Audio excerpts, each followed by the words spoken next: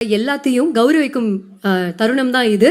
So அவங்க எல்லாருக்கும் Memento வழங்க போறாரு திரு சூப்பர் ஸ்டார் ரஜினிகாந்த் அவர்கள். ஸோ ஒவ்வொருவராக மேடைக்கு அழைக்கவிருக்கிறோம்.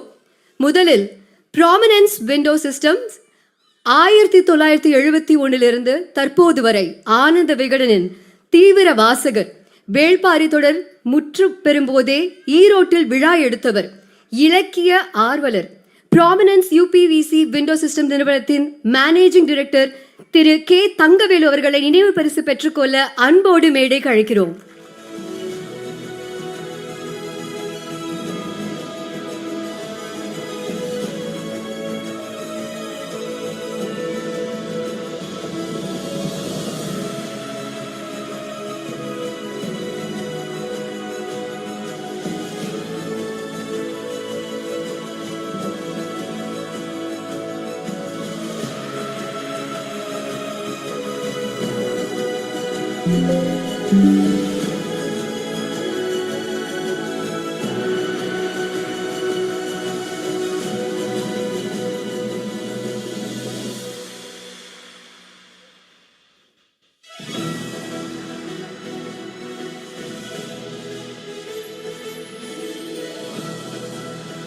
நன்றி ஐயா. அடுத்ததாக தென்னிந்தியாவில் 300க்கும் மேற்பட்ட கிளைகளோடு லட்சக்கணக்கான வாடிக்கையாளர்கள், ஆயிரக்கணக்கான ஊழியர்களுடன் 42 ஆண்டுகளாக வெற்றி நடை போட்டு வரும் சத்யா ஏஜென்சிஸ் டைரக்டர் திரு ரோஷன் அவர்களை நினைவு பரிசு பெற்றுக்கொள்ள அன்போடு மேடைக்கு அழைக்கிறோம்.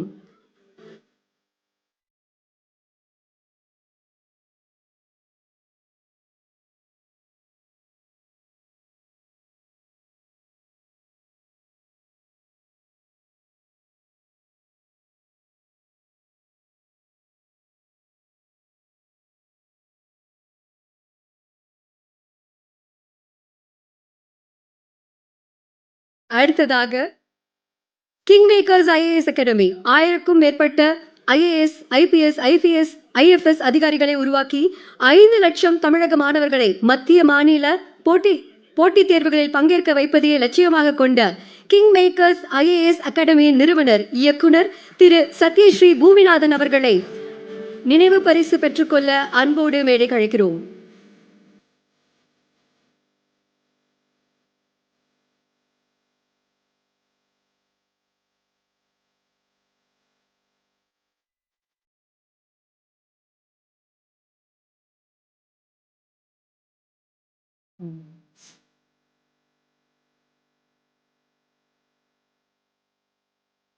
அடுத்ததாக வேலம்மாள் நியூ ஜென் எடு நெட்வொர்க். வேலம்மாள் கல்வி குழுமம் 70க்கும் மேற்பட்ட பள்ளிகள், 1 லட்சத்துக்கும் மேற்பட்ட மாணவர்கள், 12,000 ஆசிரியர்கள் என தமிழ்நாட்டின் முன்னணி கல்வி இயக்கமாக மாறியுள்ளது. வேலம்மாள் எஜுகேஷன் ட்ரஸ்டின் சிஇஓ திரு எம் கார்த்திக் அவர்களை நினைவு பரிசு பெற்றுக்கொள்ள அன்போடு மேடைக்கு அழைக்கிறோம்.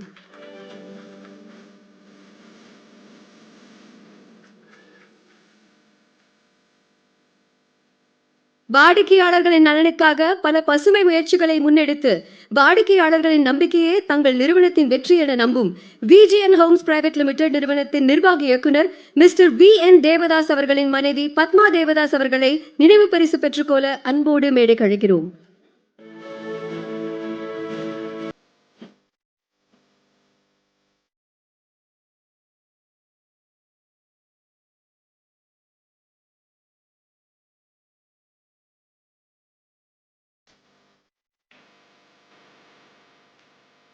நன்றி மேம். விமன் எம்பவர்மெண்ட் என்பதை நடைமுறையிலும் செயல்படுத்தி கோடிக்கணக்கான வாடிக்கையாளர்களை தன்வசம் கொண்டுள்ள பிருத்வி இன்னோவேஸ் நிறுவனத்தில் பணியாற்றும் ஊழியர்களில் 80%க்கும் மேற்பட்டவர்கள் பெண்கள் தான். இந்த நிறுவனத்தின் ஃபவுண்டர் அண்ட் மேனேஜிங் டைரக்டர் திரு எஸ் பாலன் அவர்களை நினைவு பரிசு பெற்றுக்கொள்ள அன்போடு மேடைக்கு அழைக்கிறோம்.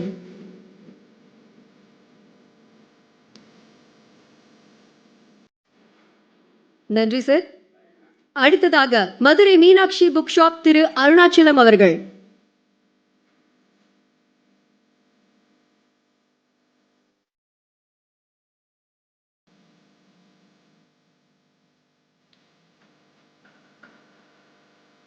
அடுத்ததாக கோவை விஜயா பதிப்பகம் திரு சிதம்பரம் அவர்கள்.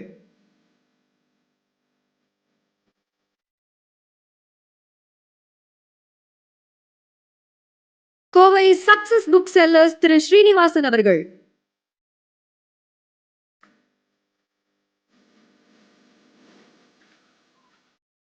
கிரி ட்ரேடிங் ஏஜென்சி பிரைவேட் லிமிடெட் திரு.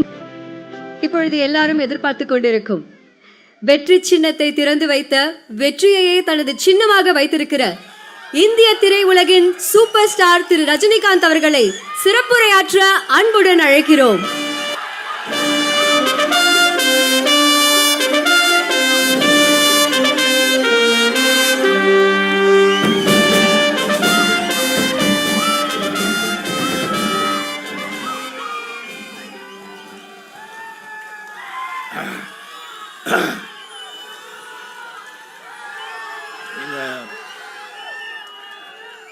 தமிழ்நாட்டின் அடையாளங்கள் வந்து மிக முக்கியமான ஒரு அடையாளம் சொன்னால் அது ஆனந்த விகடன்னு சொன்னால் கூட அது வந்து மிகையாகாது. இன்னும் ஒரு ஆண்டு ஆச்சுன்னு சொன்னால் 100 ஆண்டுகள் அந்த பத்திரிகை வந்து இப்போ கூட அதே வீரியத்தோட என்டர்டைன்மெண்ட் மீடியா வந்து எவ்வளோ சேஞ்ச் ஆகிருக்கு. 1926 ஸ்டார்ட் பண்ணது. அப்போ ரேடியோ மட்டும் இருந்ததுன்னு நினைக்கிறேன். அதுக்கப்புறம் வந்து சினிமாவிலேருந்து ஓடிடியிலேருந்து சினிமா எத்தனையோ வந்து விளையாட்டுலேருந்து என்ன வந்தால் கூட இன்னும் வந்து அந்த ஆனந்த விகடன் அவ்வளோ வந்து ஒரு மக்களுக்கு வந்து மக்கள் மத்தியில் வந்து அவ்வளோ வந்து ஒரு ஃபேமஸாக இருக்குது.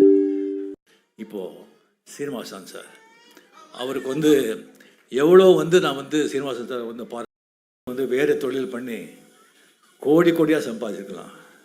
இல்லைன்னா அது வந்து அதுக்கு போகாமல் இதே துறையில் வந்து தாத்தா சம்பாதிச்சு வந்த சொத்து ஆனந்த விகடனை கொண்டு வந்து எத்தனை எழுத்தாளர்களை உருவாக்கியிருக்காங்க, எத்தனை வாசகர்களை வந்து அந்த வாசிக்கிற வந்து ஒரு ஹாபியை வந்து அவர் வந்து இது பண்ணியிருக்காங்க.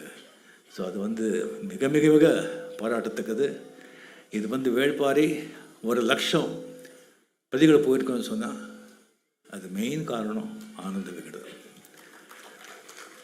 இப்போ வந்து ஒரு பொருள் வந்து தயாரிக்கணும்னு சொன்னால் அது 1000 ரூபாய் சொன்னால் அதை விற்கிறதுக்கு 3000 ரூபாய் செலவு பண்ணணும்.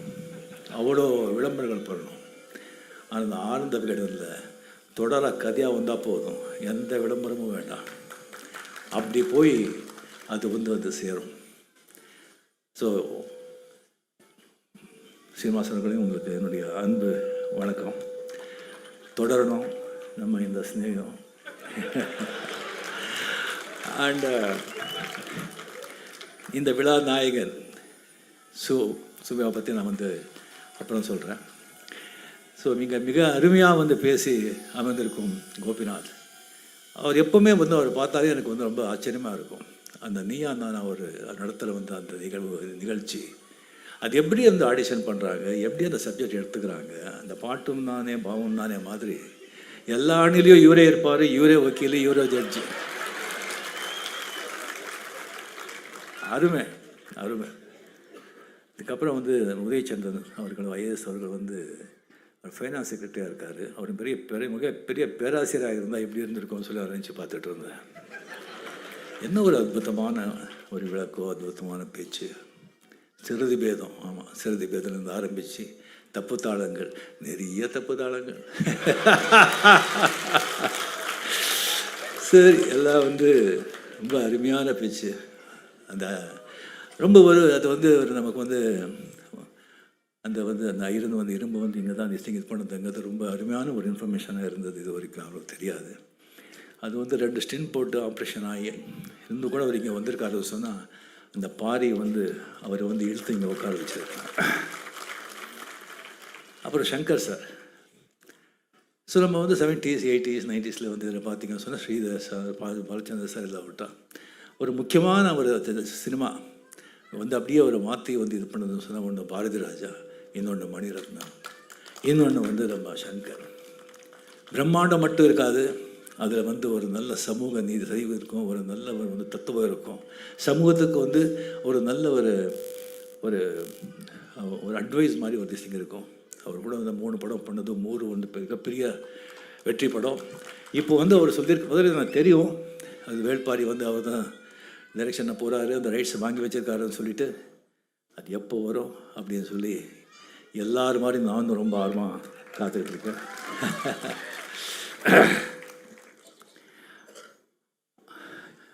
ஸோ இங்கே வந்திருக்கும் வேள்பாரி ரசிகர்களே, ஆனந்த விடம் ரசிகர்களே, சு வெங்கடேசன் ரசிகர்களே, அனைவருக்கும் என்னுடைய பத்திரிகையாளர்களே, அனைவருக்கும் என்னுடைய அன்பார்ந்த வணக்கங்கள். ஸோ யூஸ்வலாக வந்து இந்த மேரேஜ் டைமில் நீங்கள் வந்தீங்கன்னு சொன்னால் எனக்கு ரொம்ப ப்ரெஷர் வரும். மேரேஜுக்கு வந்து நீங்கள் வரணும், மாப்பிள்ளை வந்து சின்ன வயசுலேருந்து உங்கள் ஃபேன் தான், நீங்கள் தயவு செஞ்சு வரணும், நீங்கள் வந்தால் தான் ரொம்ப இதுன்னு சொல்கிறா அப்படின்னு சொல்கிறாங்க. இல்லை சார், எனக்கு ராஜஸ்தானில் ஷூட்டிங் இருக்கும், இல்லை நான் வைசாக்கில் ஷூட்டிங் இருக்கும், நான் எப்படின்னு சொன்னால் ஒரு 2 நிமிஷம் வந்துட்டு போனால் போதும் எங்கள் வைசாக்லேருந்து. அங்கேருந்து வந்து இங்கே வந்து அதுக்கப்புறம் இது வந்து சரி எங்கே மேரேஜ் இல்லை உங்களுடைய மகாபலிபுரம் இருக்குல்ல, அது 1 கிலோமீட்டர் இந்த பக்கம்தான், 2 நிமிஷம் அவ்வளோதான். இந்த மாதிரி அதை வந்து அன்பு தான், அன்பில் சொல்லுவாங்க.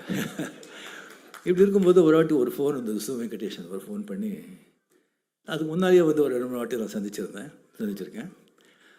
ஃபோன் பண்ணி சொன்னாங்க, சார் இந்த மாதிரி ஒரு சந்தோஷமான விஷயம், நீங்கள் சந்தோஷப்படுவீங்க, வேள்பாரி வந்து 1,00,000 பிரதி வந்து விற்றுருக்கு, அதுக்கு ஒரு விழா நடத்துகிறோம் அப்படின்னு. 1,00,000 எனக்கு நிஜமாக எனக்கு ஆச்சரியமாக இருந்தது. அப்போ பொன்னியின் செல்வன் கூட 1,00,000 போகல சார், இது சூப்பர் சார், சூப்பர், எக்ஸலண்ட், அந்த விழாவை என்ன வச்சுக்கிறோம் சொல்லும்போது சொன்னாங்க, சார் நீங்கள் வந்து உங்களுக்கு தெரியும் நீங்கள் ஷூட்டிங் பிஸியாக இருக்கீங்க, அண்ட் நிறைய பேர் கேட்குறாங்க உங்கள் ஃபங்க்ஷனுக்கு, இல்லைன்னு சொல்ல முடியாது, இதுக்கு வந்தீங்கன்னு சொன்னால் மறுபடியும் மற்றவங்க கேட்பாங்க, அதுவும் எனக்கு நல்லா தெரியும், நான் உங்களை வந்து எந்த ஒரு ப்ரெஷரும் நான் கொடுக்க மாட்டேன், பட் நீங்கள் வந்தால் நல்லா இருக்கும், நீங்கள் வரலன்னா கூட நான் ஒன்றும் இது இல்லை, அந்த மாதிரி இருந்தது அவருடைய அப்ரோச். சரி சார் நான் வந்து வர்றேன், பட் நான் வந்து புக்கு படிக்கலையா சார், ஃபுல்லாக 25% தான் நான் படிச்சிருக்கேன், ஃபுல்லாக அது ஏன் படிக்கலையாங்கிறது நான் அப்புறம் சொல்கிறேன். செல்லும்போது இல்லை சார் நான் வந்து யாராவது அனுப்புகிறேன், நீங்கள் கதையை கேளுங்க சொன்னாங்க. ஸோ சினிமா பார்த்து கதை சொல்கிற மாதிரி, சினிமா பார்த்தா எப்படி இருக்கும், சினிமா பார்த்தவங்க கதை சொன்னால் எப்படி இருக்கும், இல்லை சார் நான் அப்புறம் இது பண்ணுறேன், பட் நீங்கள் தயவு செஞ்சு நீங்கள் வந்து கிழமை அப்படியெல்லாம் நீங்கள் வந்து போட்டுடாதீங்க, நீங்கள் பார்த்துக்குங்க, நான் அங்கே வந்து வந்திருக்கவங்கெல்லாம் நீங்கள் வந்து பார்த்தா நல்லா தெரியுது, எல்லாம் வந்து வாசகர்கள், எல்லாம் வந்து இலக்கியவாதிகள், பெரிய வந்து லர்னட் பீப்புள். ஸோ இங்கே வந்து நான் பேசிகிட்ருக்கேன். ஸோ நம்ம சொல்கிறாங்க, முதல்ல சொல்லியிருக்கேன்னு நினைக்கிறேன், மறுபடியும் சொல்கிறேன் நான், அதாவது அறிவு சொல்லும் என்ன பேசணும்னு, அண்ட் உன்னுடைய திறமை சொல்லும் எப்படி பேசணும்னு, அரங்கம் சொல்லும் எவ்வளோ பேசணும்னு, உன் அனுபவம் சொல்லும் எது பேசணும் எது பேசக்கூடாது.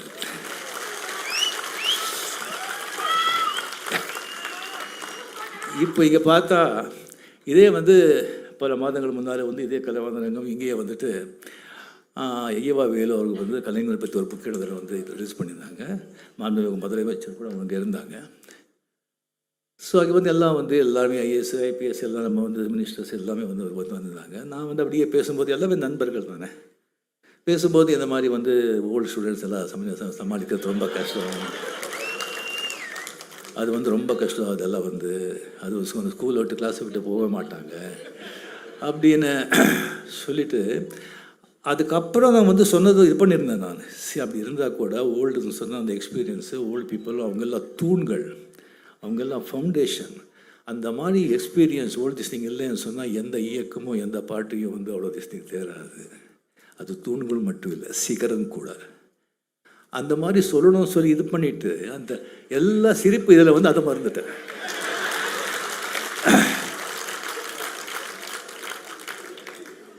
என்னடா இது. ஸோ இப்போ வரும்போது மிஸ்டர் ரஜினிகாந்த்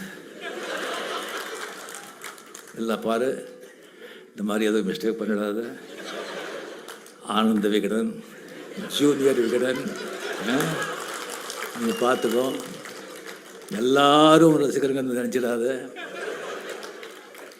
பார்த்தா தெரியுது சில பேர் வந்து அப்படியே மனசுலேயே ஓடுது, இல்லை ஓகே. சங்கர் சார் இதை படம் எடுக்கிறாங்க, அவரை கூப்பிட்ருக்காங்க. உதயச்சந்திரன் சார் வந்து ஒரு பெரிய வந்து அந்த எழுத்தாளர், அந்த புக்கு வந்து நம்ம மாபெரும் சபைகள் புக்கு அப்படி எடுத்திருக்காங்க. கோபிநாத் பற்றி ஒரு திறமை பேச்சு பற்றி கேட்கவே வேண்டாம். அண்ட் ரோகிணி பற்றி நான் சொல்கிறதில்ல, ரொம்ப அறிவாளி ரோகிணி, அண்ட் சமூகத்து மேலே அக்கறை உள்ளவங்க. அவங்க பேசியிருக்காங்க. சரி, ஆர்டிஸ்ட் ஒரு ஹீரோ யாராவது கூப்பிடணுன்னா சிவகுமார் இருக்காருப்பா, அருமையாக என்ன பேசுகிறாரு, எவ்வளோ படிச்சிருக்காரு, என்ன பண்ணுறாரு, மகாபாரதத்தை வந்து அப்படியே 6 hours hats off to him. இந்த ஏஜில் வந்து கண்டினியூஸாக அது குரல் பற்றி எதை பற்றி அவரே கூப்பிட்டுக்கலாமே. அது வேண்டாம். சரி, கமல்ஹாசன் எவ்வளோ அறிவாளி, எவ்வளோ படிச்சிருக்காரு, அவரை கூப்பிட்டுருக்கலாமே. அதெல்லாம் விட்டுட்டு இன்னும் 75 வயசுலேயும் கூலிங் கிளாஸ் போட்டு ஸ்லோ மோஷன்லேயே நடந்து வர இந்த ஆள் வந்து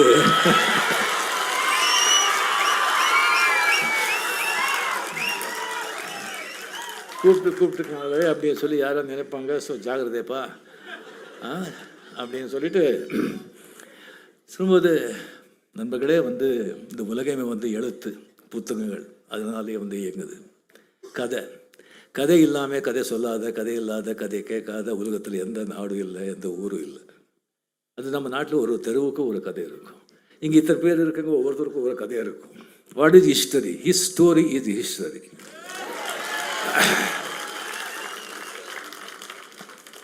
ஸோ அந்த புத்தகங்கள் வந்து படிக்கிறவங்க வந்து மிகப்பெரிய ஒரு அருமையான ஒரு ஹாபி அது.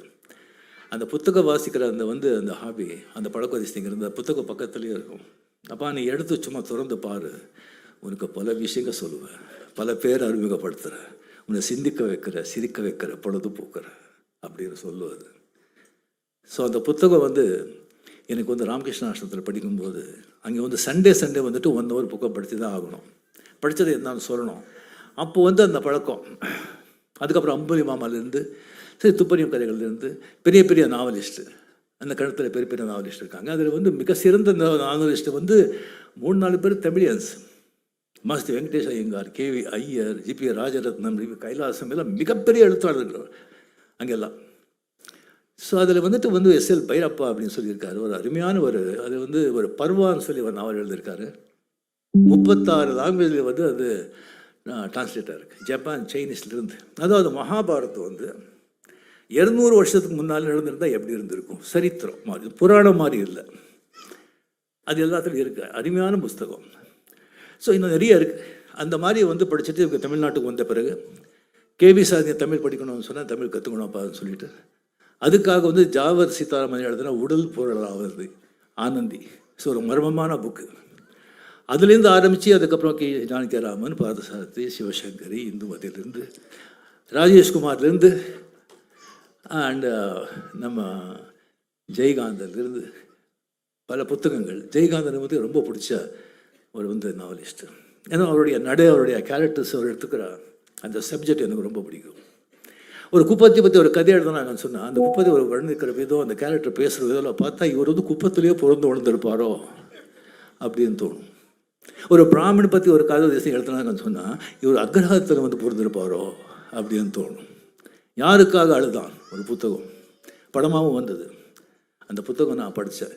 அந்த கேரக்டர் ஹீரோ யாருக்காக அழுதான்னு தெரியாது, பட் அவனுக்காக படம் புக்கு படித்த பிறகு தான் ஒரு 3 நிமிஷம் அவனுக்காக அழுது. அந்த மாதிரி ஒரு புத்தகம். அதுக்கப்புறம் வந்தார்கள் வென்றார்கள் மதன். அது படிக்கும்போது கண்ணில் தண்ணீரில் ரத்தம் வரும். நம்ம வரலாறு எப்படியெல்லாம் அதே நாட்டுக்காரங்க நம்மளை இம்சைப்படுத்தினா, எப்படியெல்லாம் கொடுமைப்படுத்தினா, என்ன reason, only thing is no unity. அதுதான். அதுக்கப்புறம் கண்ணதாசன் அவருடைய அர்த்தமுள்ள இந்து மதம். அது சரித்திர படங்களும் புத்தகங்களும் எனக்கு ரொம்ப பிடிக்கும், ரொம்ப ரொம்ப பிடிக்கும்.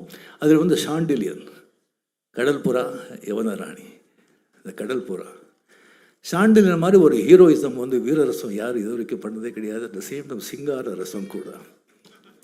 இந்த சிங்கார ரசம் வல்கராக இருந்தால் கூட உள்ள அவ்வளோ அர்த்தம் இருக்கும், அவ்வளோ காவியமாக அவ்வளோ பியூட்டிஃபுல்லாக சொல்லுவாங்க ஷாண்டிலியன். அதுக்கப்புறம் என்னுடைய ஆசான குரு கல்கி, பொன்னியின் செல்வன். இது எனக்கு தெரியும். எனக்கு ஒரு நண்பன் சொன்னாங்க, ரஜினி உங்களுக்கு இந்த ஹிஸ்டாரிக்கல் சிவஜோலஸை தெரியுமே, உங்களுக்கு ரொம்ப பிடிக்குமே, வேலுப்பாரி அப்படின்னு சொல்லி சு வெங்கடேசன் எழுதியிருக்காங்க ஆனந்த விகடனில், அதை நீங்கள் படிச்சிங்களா? இல்லை படிக்கல, அதை நீங்கள் படிங்கன்னு சொன்னாங்க.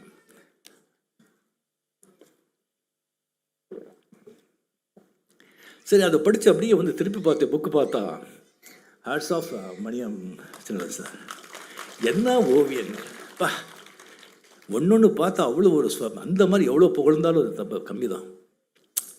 அதுக்கப்புறம் அப்படியே அதை வந்து அது படிச்சுட்டு வரும்போது அந்த கபிலன், கம்ப்ளீட்லி கபிலர் வந்து மகா பண்டிதர், வந்து தன்னை தான் அறிந்த ஒரு மனிதர், கம்ப்ளீட்லி ஒரு பெரிய பண்டிதர். அவர் வந்து கம்ப்ளீட்லி இந்த வந்து இவனுடைய பாரியோட எல்லாம் சொன்னாங்க விட்டா நாங்கள் அதான் வந்து அது பார்க்கணும்னு சொல்லி அது போகிற வழியை வந்து அது உடனே அந்த நீலன் வந்து அவர் கூட்டிகிட்டு போகும்போது அது வர்ணிக்கிறாங்க பாருங்கள்.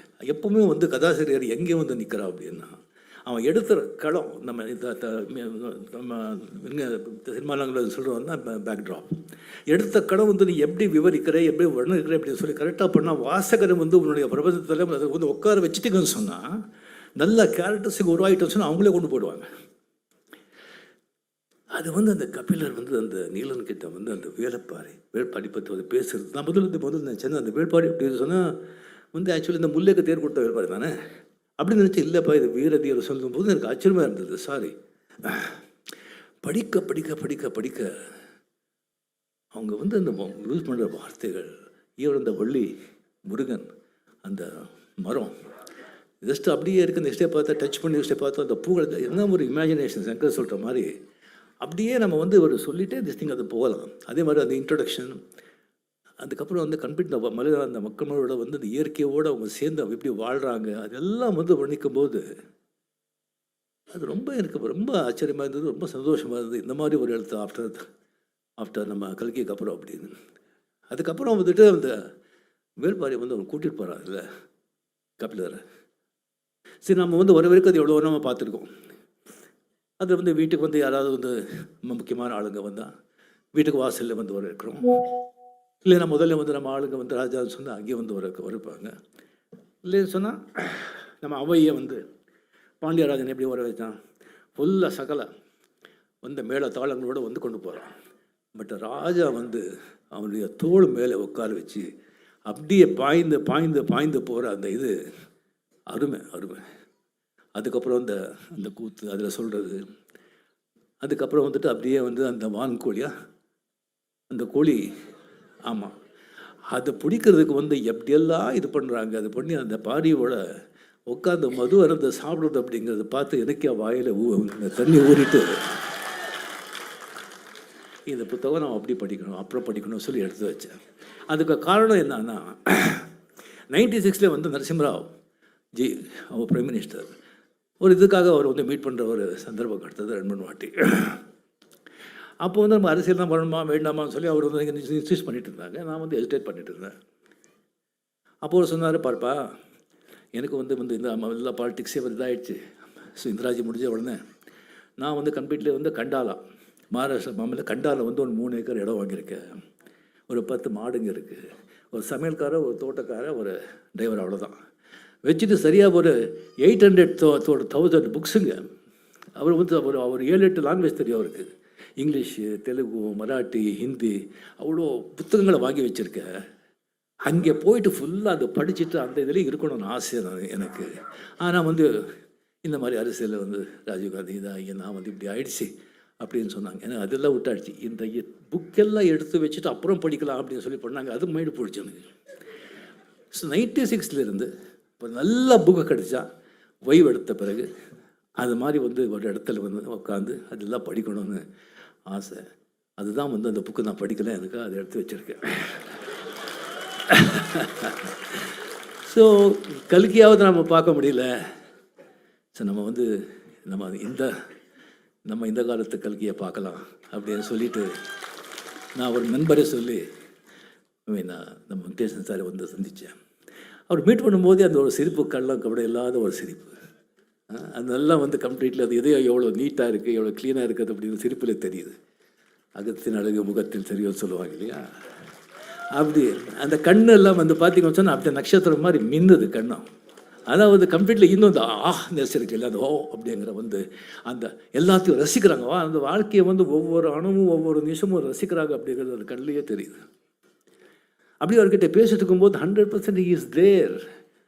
ஃபாஸ்ட் ஃபார்வர்டு கிடையாது, ஃப்ளாஷ்பேக் கிடையாது, முன்னாலே கிடையாது, பின்னாலே கிடையாது. he is there very much. ஒவ்வொரு வார்த்தையும் அப்படியே கேட்குறாரு. அந்த மாதிரி வந்து ஒரு ஒரு அருமையான மனிதர், அவ்வளோ வந்து இவராக எழுதியிருக்காரு அப்படின்னு தோணும்.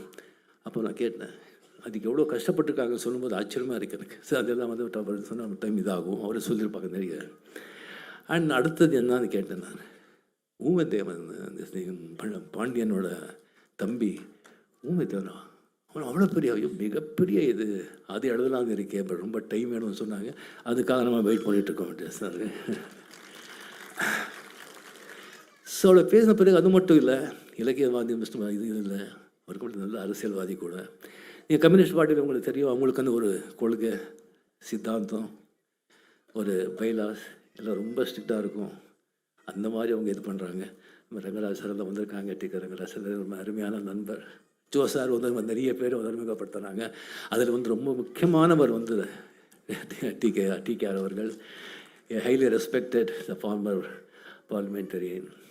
ஸோ ஒரு வாட்டி வந்து டெல்லி போகும்போது அவர் கூட உட்காந்து நான் போயிட்டு இருந்தேன்.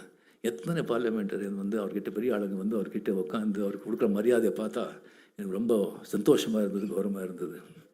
ஸோ அந்த மாதிரி வந்து ஒரு தோழர்கள் அந்த கான்ஃபரன்ஸ் எல்லாம் வந்துட்டு அவரை வந்து முதல்ல நிற்க வச்சாங்க பாருங்கள். அதுக்கு அவங்களுக்கு முதல்ல நான் பாராட்டுறேன். கம்யூனிஸ்ட் லீடர்களுக்கு வந்து நான் பாராட்டுறேன். Hats off. ஸோ அங்கே வந்து அவர் ஜெயிச்சிருக்காரு சொன்னாங்க கம்ப்ளீட்டாக. அவருடைய வெற்றி. எஸ், சேம் டைம் பாரி பற்றி சொன்னீங்கல்ல, வாரி வாரி கொடுப்பா அப்படின்னு சொல்லி.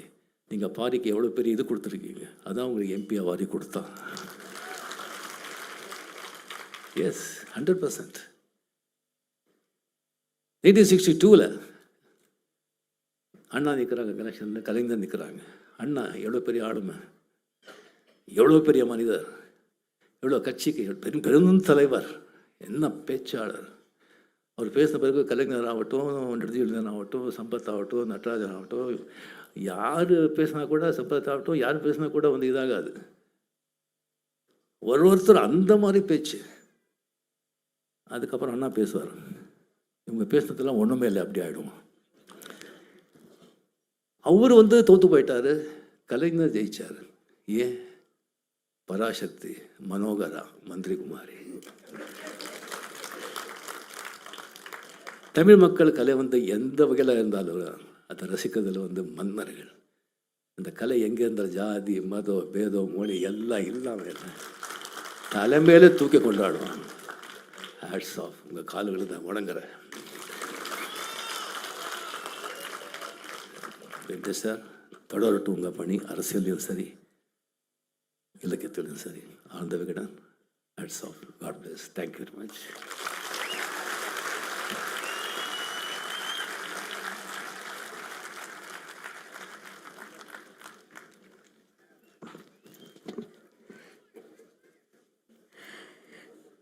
வேள்பாரியையும் அதை படைத்த சு வெங்கடேசன் அவர்களையும் ரசித்து பார்த்த உங்களை ரசிக்கிறதுக்கு எங்களுக்கு ரொம்ப நல்லா இருந்தது. அவ்வளவு ரசனையோடு நீங்கள் பேசும்போது அவரோட கண்ணில் நீங்கள் சொன்ன அந்த அழகு உங்களோட பேச்சிலையும் உங்களுடைய பார்வையிலையும் பார்க்க முடிஞ்சுது. ரொம்ப ரொம்ப நன்றி சார். அடுத்ததா பாரியை உருவாக்கிய இரு நாயகர்களுக்கு மரியாதை செய்யும் நிகழ்வு. கௌரவிக்க விகடன் குழுமத்தின் நிர்வாக இயக்குனர் திரு ப. சீனிவாசன் அவர்களை கேட்டுக்கொள்கிறோம். முதலில் எழுத்தாளர், நாடாளுமன்ற உறுப்பினர் திரு சு வெங்கடேசன் அவர்களை கௌரவிக்க அழைக்கிறோம்.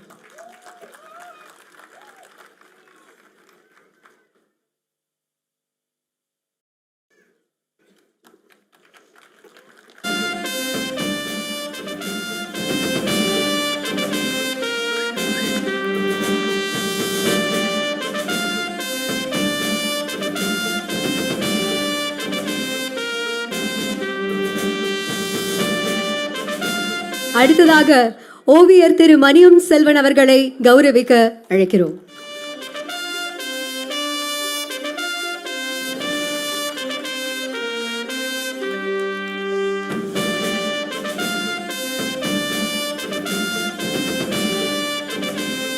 அடுத்ததாக ஓவியர் திரு மணியன் செல்வம் அவர்களை கௌரவிக்குமாறு கேட்டுக்கொள்கிறோம்.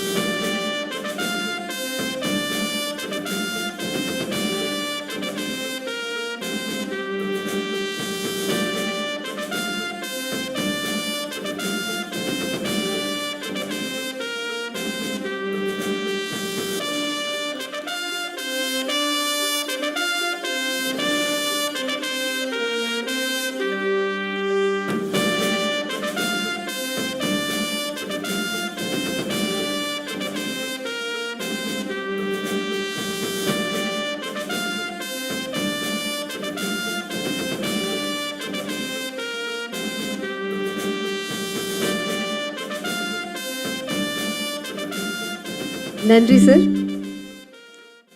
கொற்றவை கூத்துல கடைசி நாள் தான் பாரியோட கூத்து. பாரியோட கூத்து பரம்புல எந்த இடத்துல இருந்தாலும் ஒலிக்கும் அப்படின்னு சொல்லுவாங்க.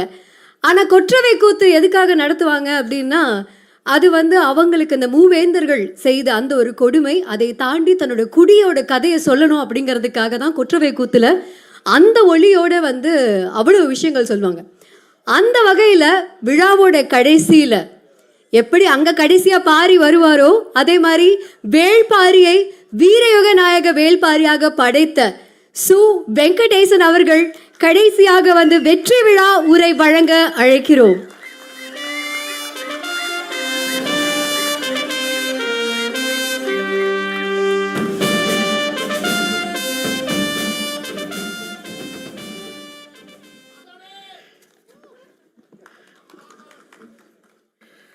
ஐந்து ஆண்டுகளுக்கு ஒரு முறை பூக்கும் சாமப்பூவின் வாசம் இந்த அரங்கம் முழுவதும் நிறைந்திருக்கிறது.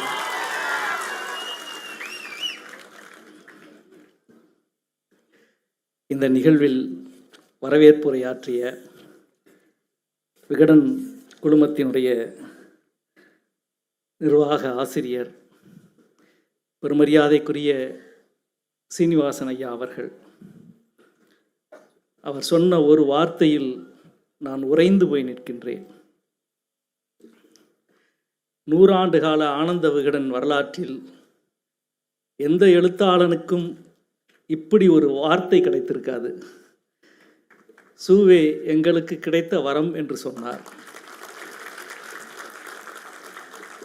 அந்த வார்த்தைக்கு முன்னால் நான் தயங்கி நின்று கொண்டிருக்கின்றேன். அந்த அன்பை பெற்றமைக்கு மிகுந்த மகிழும் நன்றியும் சார்.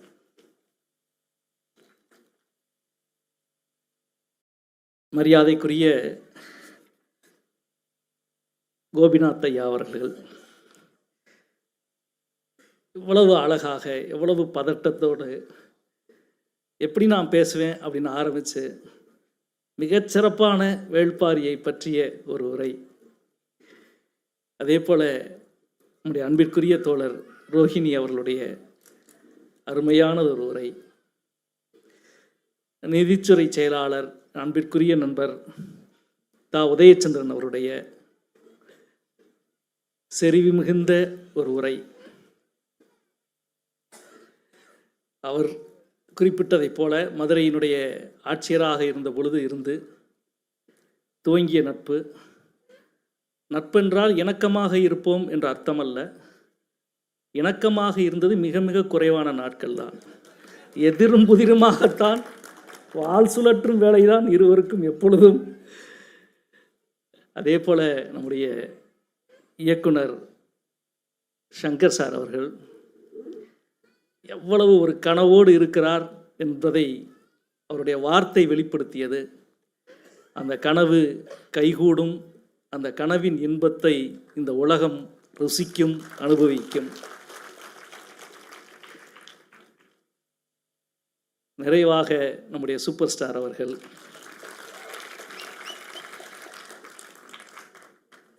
பொன்னியின் செல்வன் விழாவில் வேள்பாரியை பற்றி பேசினார்.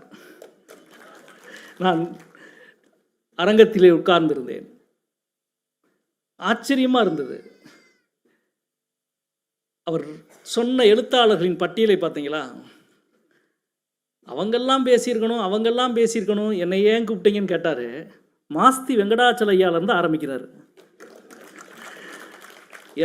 நான் வரலாற்று நாவல் எழுத வேண்டும் என்ற எனக்கு கனவை உருவாக்கியவர் மாஸ்தி வெங்கடாச்சலையா.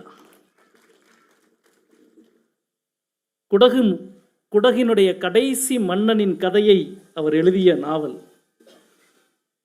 அவருடைய வாழ்க்கையில் மிக முக்கியமாக அவர் கண்ட்ராக்டராக இருந்த பொழுது நம்முடைய சூப்பர் ஸ்டார் அவர்கள் கண்ட்ராக்டராக இருப்பதற்கு, ஓட்டுநராக இருப்பதற்கு முன்பு கூலி தொழிலாளியாக வேலை பார்த்த பொழுது கிறிஸ்கர்னாடுடைய நாடகத்தை பார்த்து, இந்த நாடகமே இவ்வளவு நன்றாக இருக்கிறது என்றால் இந்த நாடகம் உருவாக்கப்பட்ட அந்த நாவல் எவ்வளவு நன்றாக இருக்கும் என்று அந்த நாவலை தேடி தேடி படித்த அனுபவம் அன்றில் துவங்கி, அதான் அவர் போட்ட அந்த நூலாசிரியருடைய பட்டியல், படைப்பாளர்களுடைய பட்டியல். Super star sir.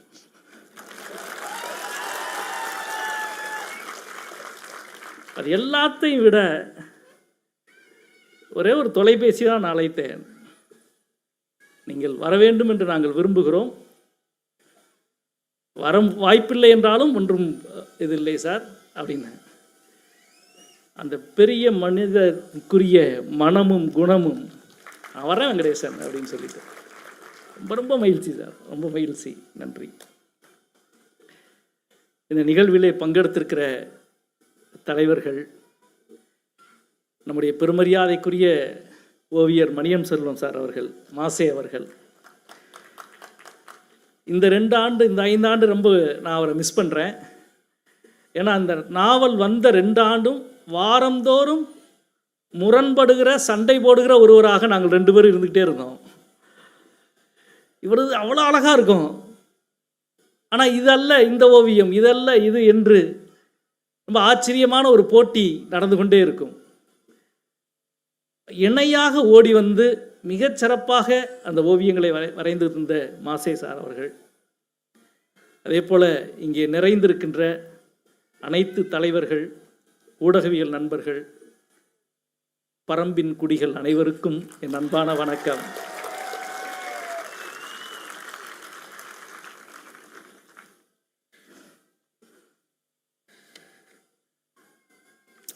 இந்த விழா வேள்பாரி என்ற நூலினுடைய வெற்றி விழா என்பது மட்டுமல்ல, ஒரு நவீன கணினி யுகத்தில் திறன்பேசிகளுக்குள் சமூகம் மூழ்கிவிட்டது என்று நம்புகிற யுகத்தில் திறன்பேசிகளுக்குள் மூழ்கவில்லை, சரியான ஒரு நூலை கொடுத்தால் இந்த சமூகத்தில் கொண்டாடுகிற வாசகர்கள் இத்தனை லட்சம் பேர் இருக்கிறோம் என்பதை உலகத்திற்கு உறக்கச் சொல்லுகிற ஒரு விழா. அதுவும் எந்த மாதிரியான படைப்பு? படைப்பிலக்கியத்தினுடைய வெற்றி விழா. ஒரு பொழுதுபோக்கு இலக்கியமோ அல்லது சமையல் கலை நூலோ அல்லது ஆன்மீகம் சார்ந்த நூல்களோ பல லட்சம் விற்பதில் ஆச்சரியம் இல்லை. ஒரு நல்ல இலக்கியம் தந்தால் அதை எவ்வளவு தூரம் மக்கள் தூக்கிச் செல்வார்கள் என்பதற்கு வேள்பாரி மிகச்சிறந்த உதாரணம்.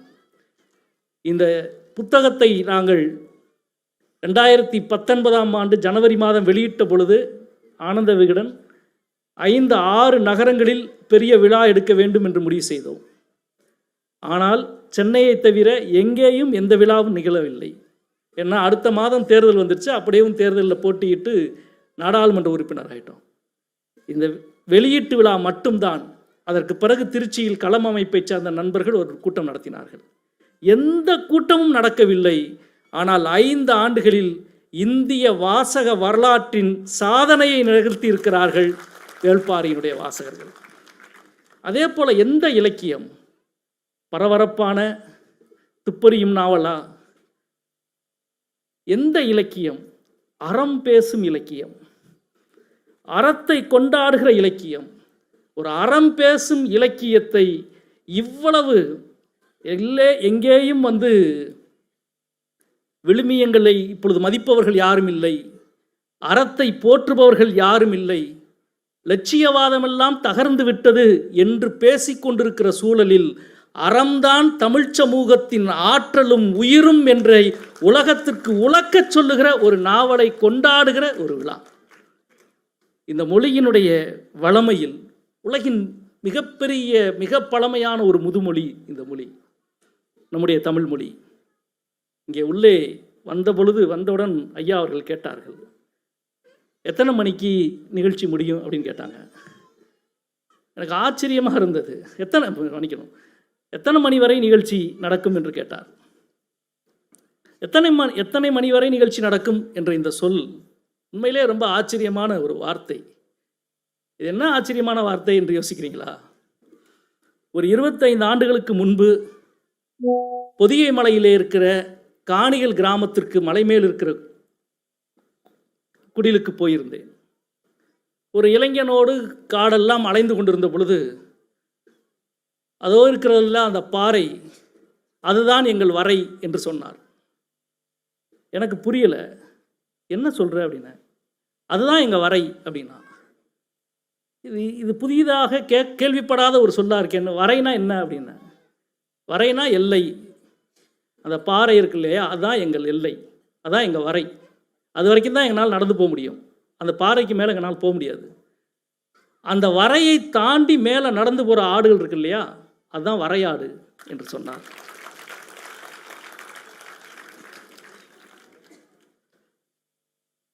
சிலப்பதிகாரத்தில் இளங்கோவிடம் தமிழ்நாட்டின் எல்லை எது, தமிழகத்தின் எல்லை எது என்று கேட்ட பொழுது, நெடியோன் குன்றமும் தொடியோல் வவ்வமும் தமிழ் வரந்து பரப்பு என்று சொன்னான். நெடியோன் குன்றம் என்றால் வேங்கடம், கொடியோல் வவ்வம் என்றால் குமரி. இதுதான் தமிழ் வரப்பு என்று சொன்னான். வரை மறவி வரம்பாகி அப்புறம் வரப்பாயிடுச்சு, வயல் வரப்பு என்று நாம் சொல்கிறோம். வயலின் எல்லை வரப்பு. அதாவது இந்த சொல் ஒரு 5000 7000 ஆண்டு பழமையான ஒரு சொல்லா இருக்கலாம். ஆடுகளை மனுஷன் கண்டுபிடிச்சிட்டான். இது செம்மறி ஆடு, இது வெள்ளாடு, இது மலையாடு. இது மலையிலே உச்சியில் போகிற ஒரு ஆடாக இருக்குது. இதுக்கு என்ன பேர் வைக்கலாம் அப்படின்னா, நாம் நம்முடைய எல்லையை தாண்டின ஆடாக இருக்குது, நம்முடைய வரையை தாண்டின ஆடு, எனவே வரையாடுன்னு பேர் வைக்கலாம். அதாவது ஆட்டுக்கு பேர் வைக்கிறதுக்கு முன்பு இருந்த ஒரு சொல் வரை. அந்த சொல்லை தூக்கிட்டு உள்ள இங்கே வந்தோடனே எத்தனை மணி வரைக்கும் நடத்த போகிறீங்கன்னு கேட்குறாரு. இந்த வரை என்ற சொல்லினுடைய நீளம் இருக்குல்ல, நாம் பயன்படுத்துகிற ஒவ்வொரு சொல்லும் 10,000 ஆண்டு பழமையான சொல். உலகின் எந்த மொழிக்கு இந்த இவ்வளவு பெரிய வளமும் வரலாறும் தொன்மையும் தொடர்ச்சியும் இருக்கும்? சிலப்பதிகாரத்திலே வரை மருவி வரம்பாயிருச்சு. சிலப்பதிகாரத்துக்கு முன்பு இருந்த வரையை இப்பொழுது வரை எவ்வளவு கூட்டம், அதுவரை இருக்கிறது கூட்டம். 9 மணி வரை நடத்தப் போகிறோம் என்று நீங்கள் தினசரி நாம் பயன்படுத்துவதில் 50 முறையாவது வரை என்ற சொல்லை பயன்படுத்தணும். இவ்வளவு பெரிய ஒரு முதுமொழியில், இந்த முதுமொழியின் முதல் மகாகவியை பற்றி பேசுகிற ஒரு நாவலில் இந்த தமிழ் சமூகம் இவ்வளவு பெரிய வாசக பரப்பை உருவாக்கி, இந்த மொழியினுடைய வளமை பழமை, நாம் வாழ்கிற இந்த காலத்தில் நாம் பார்க்கிற சூரியன் மிக பழமையானது, நாம் பார்க்கிற நிலவு மிக பழமையானது, நாம் நடக்கிற நிலம் மிக பழமையானது, நாம் பேசும் தமிழ் மிக மிக பழமையானது. இவ்வளவு பழமையான ஒரு மொழி தன் அனுபவத்தால் செறிவான பண்பாட்டை உருவாக்கி இருக்கிறது. இயற்கையை நேசிக்கிற, இயற்கையை புரிந்து கொள்ளுகிற, இயற்கை சார்ந்த வாழ்வை உருவாக்குகிற ஒரு பண்பாடு. காட்டை அழித்து நாடாக்குவது மன்னர்களின் வேலை, காட்டை அறிந்து வயலாக்குவது குடிகளின் வேலை. காட்டை அறிந்து வயலாக்கியது. நீங்கள் வேற ஒன்றும் வேணாம், ஏற்கலப்பையும் மாட்டு வண்டியை மட்டும் போய் நாளைக்கு ஒரு கிராமத்தில் பேசுங்க. அந்த ஏற்கலப்பையில் இருக்கிற அந்த நேக்காவிலிருந்து, கைப்பிடியில் இருந்து, சாரத்திலிருந்து ஒவ்வொன்றும் என்னென்ன மரத்தில் எடுத்து செய்யணும், மாட்டு வண்டியினுடைய ஒவ்வொன்றும் என்னென்ன மரங்களில் இருந்து செய்ய வேண்டும் என்ற ஒரு அறிவு தொகுப்பு இருக்குது. எந்த புத்தகத்திலையும் கிடையாது. ஆனால் கிராமத்தில் ஏதாவது ஒரு கிழவனோ கிழவியோ இன்னும் அந்த அறிவோடு இருக்கிறாள். கருந்துவரையும் கருங்கல்லும் என்ற ஒரு வாசகம் உண்டு. மாட்டை அடித்து ஓட்டுறதுக்கு அந்த தார்கம்புன்னு சொல்லுவாங்கள்ல, அந்த கம்பு கருந்து உரையில் தான் செய்யணும்னுவாங்க. கருந்து உரையில் எதுக்கு கம்பு செய்யணும் அப்படின்னா, சித்த வைத்தியர்களை கேட்டால் சொல்லுவாங்க. இங்கே மருத்துவர் கு சிவராமன் உட்கார்ந்திருக்கிறார். காயங்களை புண்ணை ஆற்றுகிற குணம் கருந்துவரைக்கு இணையாக வேறு எந்த செடிகளுக்கும் கிடையாது. புண்ணை ஆற்றுகிற, காயத்தை ஆற்றுகிற கருந்துவரையிலிருந்து நீ குச்சி செஞ்சு தான் மாட்டை ஓட்டணும் அப்படின்னா, மாட்டை அடித்தா வலிக்கும். அதை தாண்டி புண்ணாயிருச்சுன்னா அந்த அடிக்கிற அந்த கம்பின் சாரே அந்த புண்ணை காயப்படுத்திடும். அதுதான்டா அறம். ஒரு கிராமம் அமைக்கணும்னா அந்த கிராமத்துக்கு முதல்ல மாடுரச கல்லமைக்கணும், அதுதான் தர்மம் என்று சொன்னார். மாட்டுக்கு பூச்சிகளும் புண்ணுகளும் இருக்கும், அது போகிற பொழுது உரசிட்டு போகும். அப்படி உரசிட்டு போகிறப்ப அது சரியாகும். கருந்துவரையும் கருங்கல்லும் தான் நம் கண்டுபிடித்த முதல் அறம் என்ற வார்த்தை எவ்வளவு பழமையானது. இவ்வளவு பழமையான ஒரு மொழியில் இத்தனை 1000 ஆண்டு சேகரித்த இயற்கை சார் வாழ்வு, அது சார்ந்த பண்பாடு, அதை போற்றுகிற அறம். ராஜராஜ சோழன் தான் கல்வெட்டில் முதல் முறையாக ஒரு வார்த்தை எழுதினான். இந்த தர்மம் காப்போரின் ஸ்ரீபாதம் என் தலைமேல் என்று கல்வெட்டில் எழுதினான். ஒரு கோவில் கட்டுறாரு, அந்த கோவில் கல்வெட்டில் இந்த தர்மம், ஒரு குளம் வெட்டுறாரு, அந்த குளத்துக்கான கல்வெட்டில் இந்த தர்மத்தை, இந்த அறத்தை காப்பவர்களுடைய பாதம், ஸ்ரீபாதம், அவருடைய பாதடி என் தலைமேல் என்று சொல்லி ராஜராஜ சோழன் முதல் கல்வெட்டை எழுதினான். அதற்கு பிறகு பல மன்னர்கள் குளம் வெட்டினாலும், கண்மாய் வெட்டினாலும், கால்வாய் வெட்டினாலும் வைக்கிற கல்வெட்டில் இந்த தர்மம் காப்போரின் ஸ்ரீபாதம் என் தலைமேல் என்று எழுதினார்கள். இது வரலாறு முழுக்க இருக்கிற உண்மை. இதே தான் பக்தியிலும். நீங்கள் வைஷ்ணவ கோவிலுக்கு போனால் நம்முடைய தலையில் சடாரி வைப்பார்கள், சடகோபம் என்றதுக்கு பெயர். அந்த சடாரியில் என்ன இருக்குன்னு தெரியுமா? நம்மாழ்வாரின் பாதம் இருக்கும். அவர் பாதத்தை உங்கள் தலைமேல் வைப்பது என்பதுதான் அதனுடைய தாற்பயம். வைணவம் மதமும் பாதத்தை நம் தலைமேல் வைத்து ஆசீர்வதித்தது.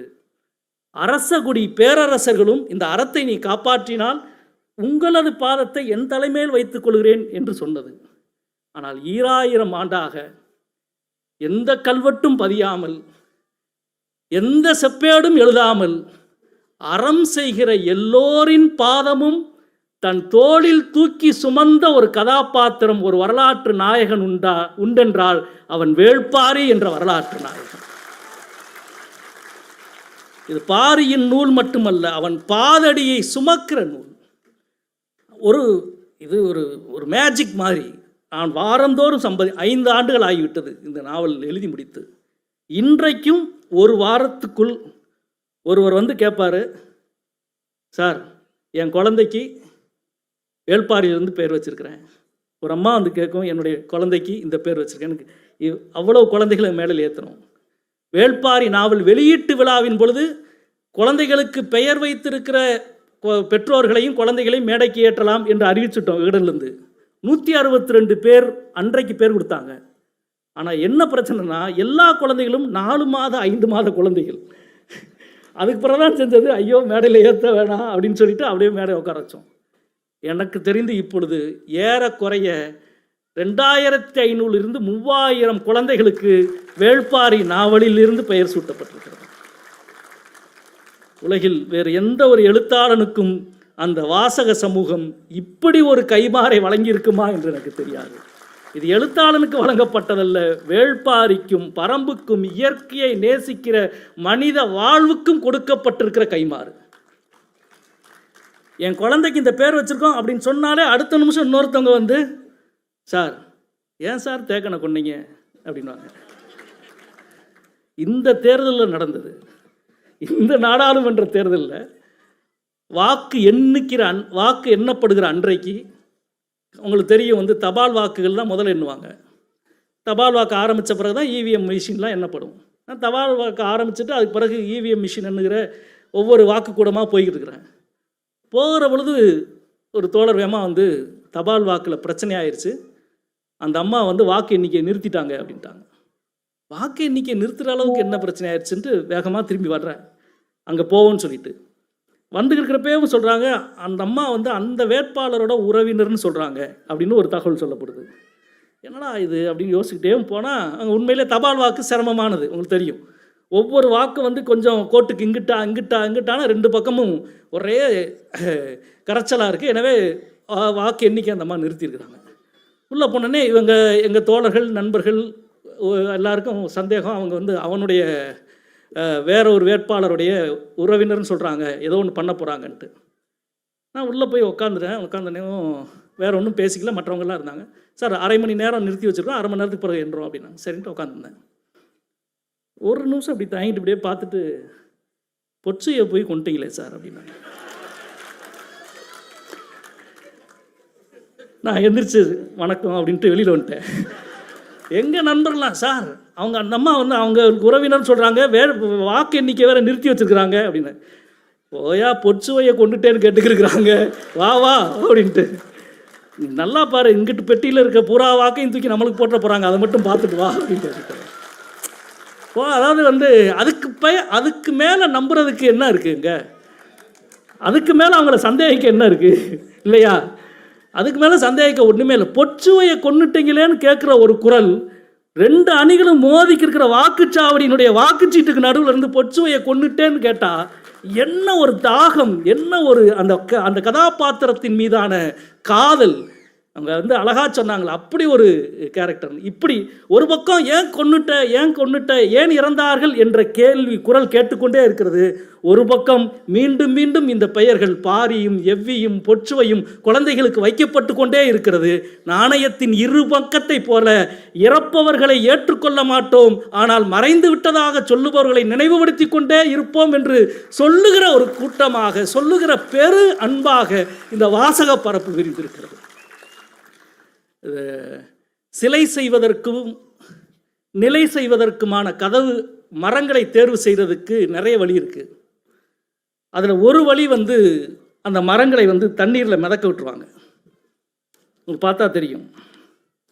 அந்த தண்ணியில் அந்த மரம் மிதந்துருச்சுன்னா, மிதக்க போட்டால் கால் பகுதி தண்ணிக்குள்ளே போயிட்டு 3/4 பகுதி மிதந்தா அந்த மரத்தினுடைய குணம் வந்து இது. அரை பகுதி மரம் தண்ணிக்குள்ளே முங்கிட்டு மீது மரப்பகுதி தான் மேலே மிதக்கிறதா, அந்த மரத்தினுடைய குணம் இப்படி. 3/4 பகுதி மரம் உள்ளே முங்கிட்டு 1/4 பகுதி தான் மேலே மிதந்தால் அந்த மரத்தினுடைய குணம் இப்படி. இதுதான் படைப்பிழப்பிக்கும் பொருந்தும். உண்மைக்குள் எவ்வளவு மூழ்குகிறோம், புனைவுக்குள் எவ்வளவு மிதக்கிறோம் என்ற வித்தை தெரிந்துவிட்டால் மிதப்பவனின் மோகம் மூழ்கிற ஈரத்தை உணரும், மூழ்கிற ஈரம் மிதக்கிற காற்றின் அனுபவத்தை ருசிக்கும். வேள்பாரி மிதந்து கொண்டே இருக்கிற பொழுது மூழ்கிக்கொண்டே இருக்கிற அனுபவத்தையும், மூழ்கிக்கொண்டே இருக்கிற பொழுது மிதந்து கொண்டே இருக்கிற அனுபவத்தையும் கொடுத்து கொண்டே இருக்கும். பாரியை ஒரு முறை மட்டுமே வாசித்த வாசகன் ஒருபோதும் இருக்க மாட்டான். அது உணர்கிற, அனுபவிக்கிற ஒரு பெரும் கடல். பாரியின் குடிகளுக்கும் பரம்புக்கும் பாரியின் தமிழ் போல் பறந்து கிடக்கிற இந்த வாழ்வில் வேள்பாரி தன்னுடைய பயணத்தை நெடுதூரம் வரை கொண்டு செல்லும். அனைவரும் பரம்பின் குடியாவோம். நன்றி, வணக்கம்.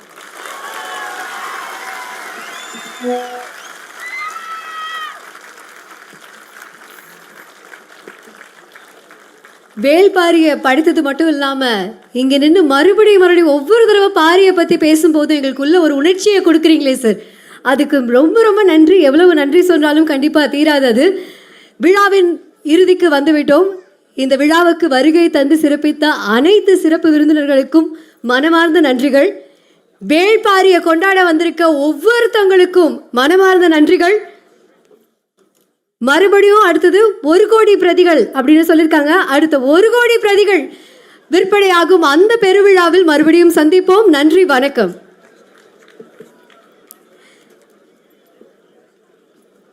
Also, we extend our heartfelt thanks to Bilroth Hospital for providing ambulance support, ensuring the safety of this event. Our sincere thanks also to Kothas Coffee for their thoughtful refreshment arrangements, helping the event run smoothly and comfortably for everyone. Thank you.